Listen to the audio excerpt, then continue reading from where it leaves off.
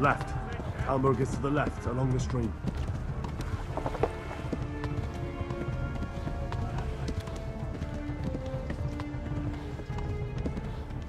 Go! They'll kill you all!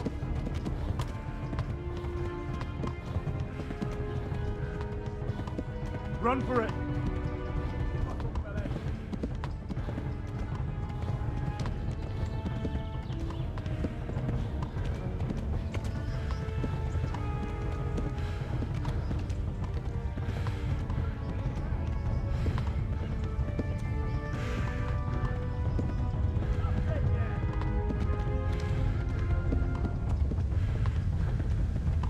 Go!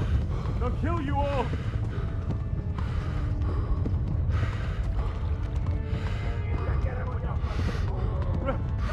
Run for it!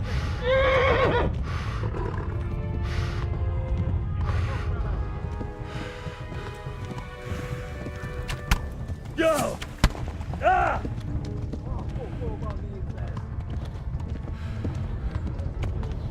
Flee to Talbot!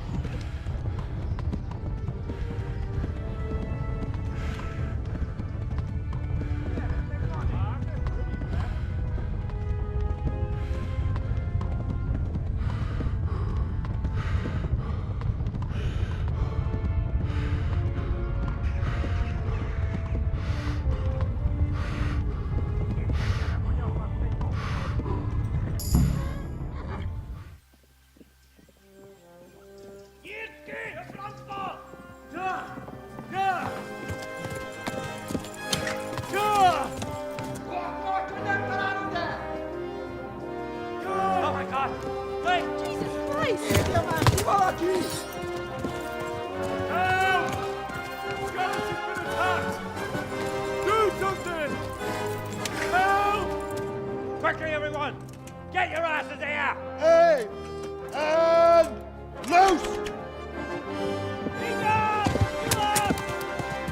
Hanyo! Husungine!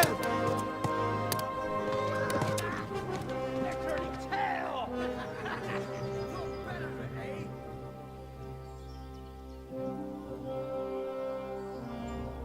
Quickly! We're closing the gate!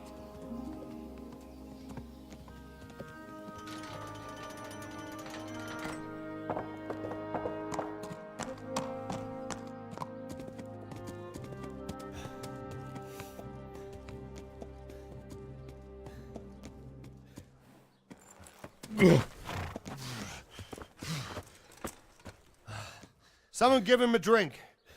And bring hot wine and bandages.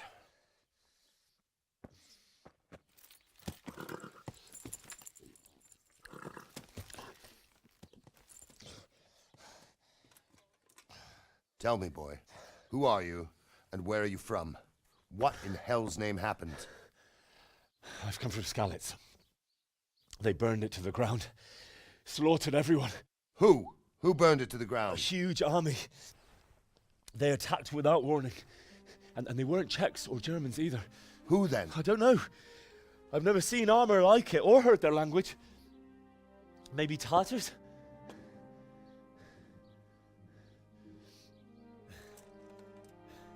Tartars, you say? Well, we'll deal with that later. First, let's have a look at that leg of yours. I don't know. Grit your teeth, boy. I'm gonna pull that arrow out.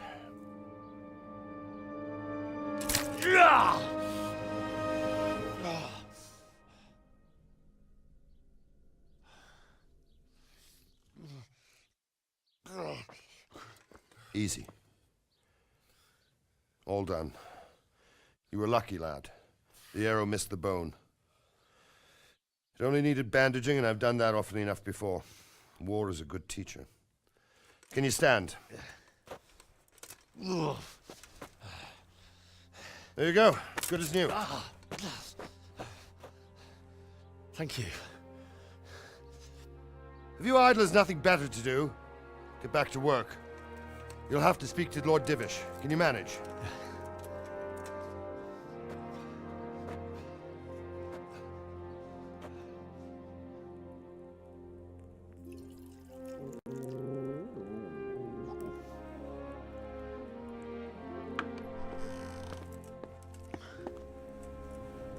Sir, this is a survivor from... I heard, Robard. Tell me, boy, what exactly happened? Did you see the ensigns of the attackers? And were there any more survivors? So, I don't know what army it was, but it was huge. There were dozens of banners flying on the hill above Skalitz. The ones who did the slaughtering spoke a strange language. They burned Skalitz to the ground. But a lot of people took refuge in the castle. I wasn't quick enough. And as I fled, they shouted from the battlements that I should come and warn you. The soldiers the boy didn't recognize. They could be those Cumans of Sigismund's. It said they came to Hungary from the east, and now they're the core of his army. Sacking Kuttenberg must have given him a taste for stolen silver. Skalitz is a small castle, sir. If Sigismund attacks, they can't hold. Indeed, Sir Robard. And our small garrison would be no help, even if we could risk sending them. You think we're next in line? Maybe. What's your name, boy? I'm Henry, son of the Skalitz blacksmith. I know him. Did he make it inside the castle? I'm sorry. It's in God's hands now. No one else can help us. Anyway, thank you for risking your neck to warn us. Robard, take care of Henry. Make sure he gets something to eat and some rest. Yes, sir. And get all the people inside the gates. We have to prepare for the worst. Make all the necessary arrangements. As you command, sir.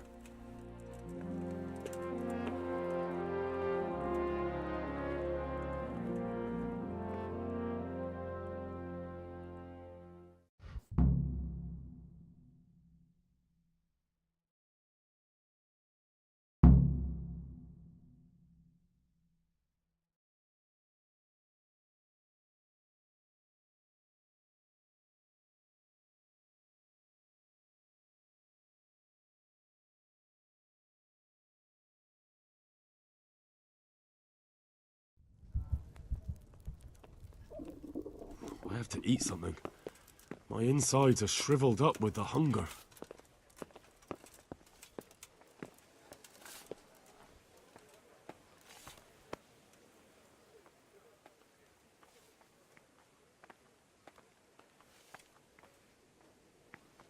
I hear You've done well, lad. I'm sorry for your loss. You must be all done in.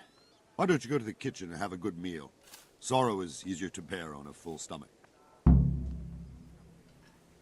I heard about your father.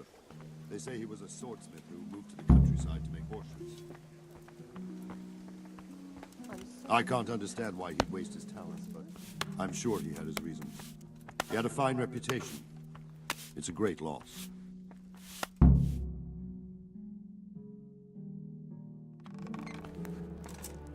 Ah, milady. You are fortunate our good lady Stephanie of Talmberg has graced us with her presence. My lady, I'm honored. So this is our brave young man. Welcome, lad. Bojena here will take care of you. No doubt you're tired and hungry. Indeed. How could he not be, poor soul? After everything he's been through, he must be as hungry as a bear, aren't you, young master? Here you are, then. Eat your fill. And a little wine to wash it down. Thank you, my lady. When you're done, you can go and rest with the grooms in the Outer Bailey. No, that won't do, Sir Robard. After all he's been through, he deserves a proper bed. Let him sleep in a lodge in the courtyard. Certainly, milady. Young Henry here is overwhelmed by your generosity. Yes, yes. Thank you, my lady. May God reward you for your kindness. Eat up now. You're in capable hands, so I'll leave you to it. Good night. Good night. Good night, man.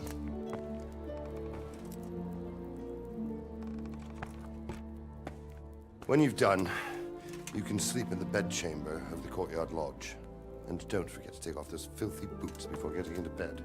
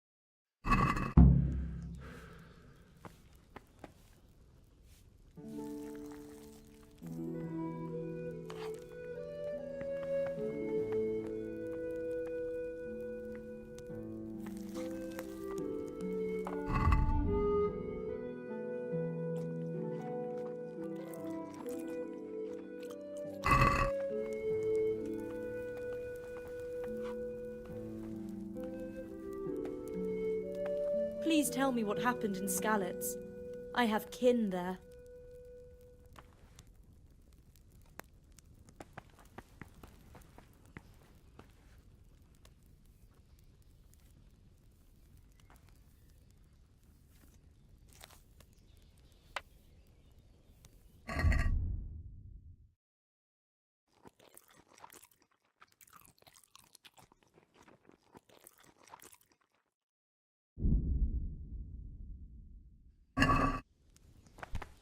What is it? My word. Oh, good God. I need to lie down before I split my face open from yawning.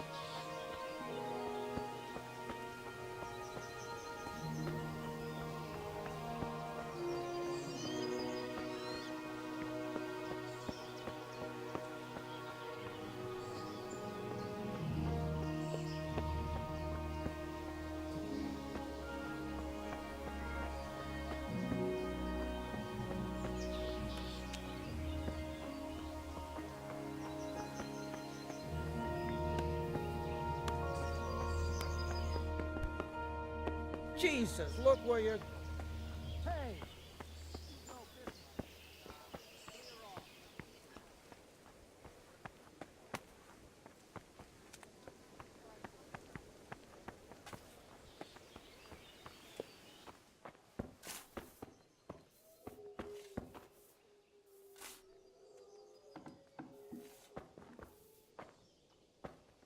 I hear you came from Scallas today. It must have been terrible there. How did it happen?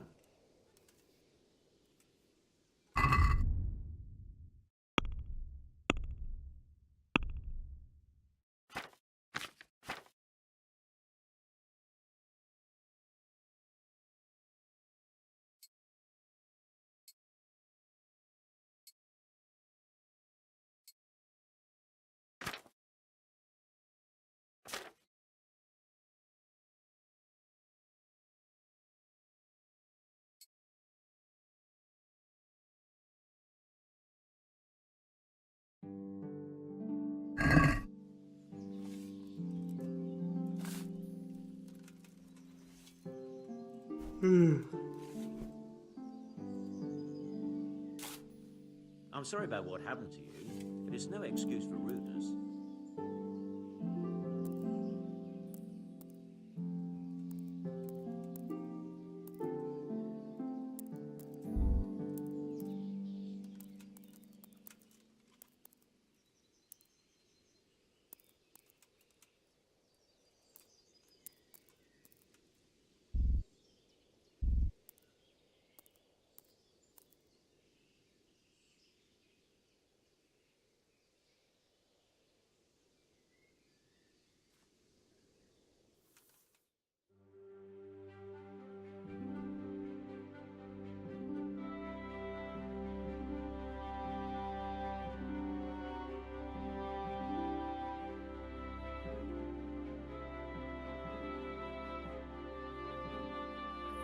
Today the patrols will be doubled. Keep your eyes peeled. If you see anything out of the ordinary, report it immediately. Understood? Yes, sir.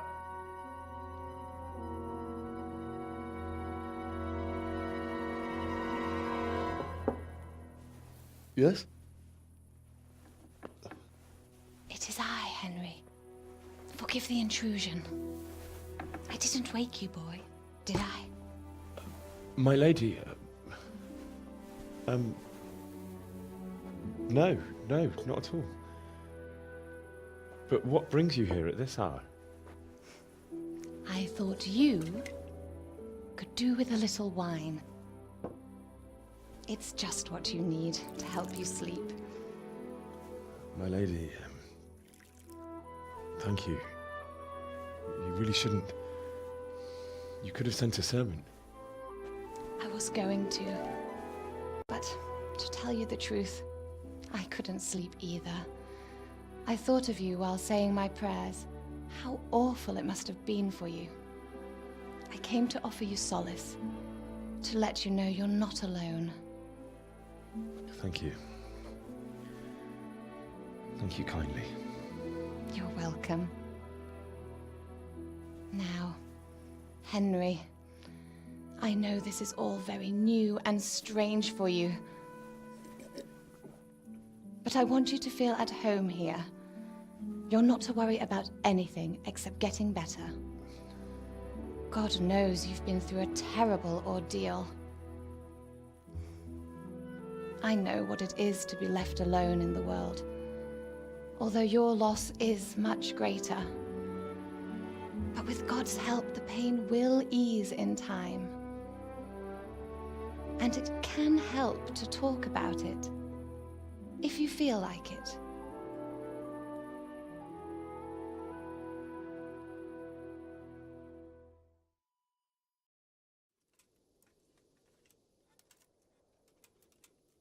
You might be right, my lady. I'll tell you what happened. It was terrible and unexpected.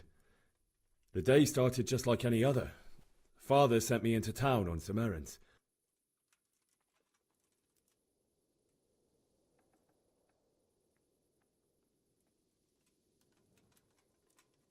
I went to the tavern to buy ale for Father. I know it's a job for a groom, but I didn't mind. because my girl Bianca worked there. I courted her a while and we agreed to meet in the evening, but our meeting was never to happen.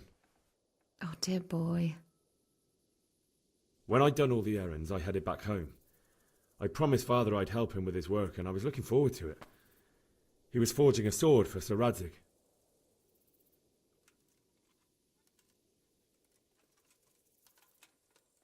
The sword was taking shape when Sir Radzig himself came to have a look at it.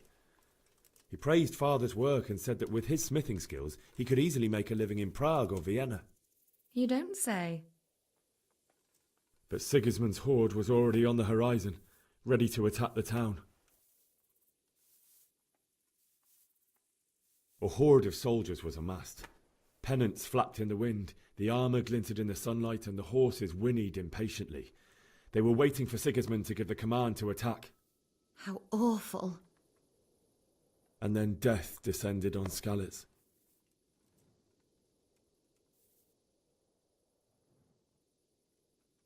Father told me to take shelter in the castle while he went to get Mother. She was stranded in the town, surrounded by Sigismund's butchers. And then I saw him knocking down one Cuman after another. I never saw him fight like that. But then the leader of Sigismund's raiding party, a knight in full armour, saw Father and charged at him. But then the leader of Sigismund's raiding party, a knight in full armour, saw Father and charged at him. He cut down my father without a thought. And then he turned on my mother. And he murdered her in cold blood. You poor boy. May the Lord have mercy on their souls. I ran to the castle like our neighbours to take cover, but I didn't make it. I had to find another way to save myself. The men on the battlements called down to me to flee to Talmberg and warn you. I was lucky I knew a concealed path around the castle. I needed a horse to get to the safety of Talmberg and to warn you all. And with all that was happening, you thought of others like a good Christian. Then I heard a scream. It was Teresa, the mill wench. She'd been caught by a gang of Cuman savages who planned to violate her. I wanted to help her. God knows I wanted to, but... Even though I had the sword we made for Sir Radzig, they had me outnumbered and they were well armed too. I only just managed to grab one of their horses and ride off. I couldn't help her any more than I could have helped my parents. It wasn't your fault. I'll never forget the horror. It will haunt me for the rest of my life. That's terrible. How could something like that happen? God alone knows why he lets such things happen. Oh, you poor boy. I understand your grief, but God is not to blame for the ills of this world. That is the work of Satan and those who do his bidding. Those who are corrupted by greed, envy, and pride. You must not lose faith, whatever life brings. Fate has not been merciful to me, and my husband either. Although in comparison to the horrors you went through. I was young when I married my husband. It was my father's wish. Divish was a lot older than I, but a woman must bear her lot. Shortly after our marriage, before I even got a look at Talmberg, the castle was stormed and my husband was imprisoned. Really? My husband had some quarrel with Sir Havel Medek of Valdek, who decided to resolve it by force. He stormed the castle, burned down the village of Pribyslavitz, and killed many of our men, even the old chamberlain. He imprisoned my husband in the castle and put his own garrison there. That's awful. I was barely 18 years old, and all of a sudden, I was left alone with Sir Robert. We didn't know what to do. We went to Prague to appeal to the king and sought help from Divish's friends, but all to no avail. We tried for years, but it seemed I was destined to be left alone and my husband to rot in jail in his own castle. Years, you say? 7 years. That's how long it took before Havel was condemned as an enemy of the crown. And even then he refused to surrender the castle and release my husband. In the end, I raised the money to pay a ransom, and only then, by the grace of Lord Jesus, did I finally lay eyes on my husband once more. 7 years? And was Havel punished for it? Never.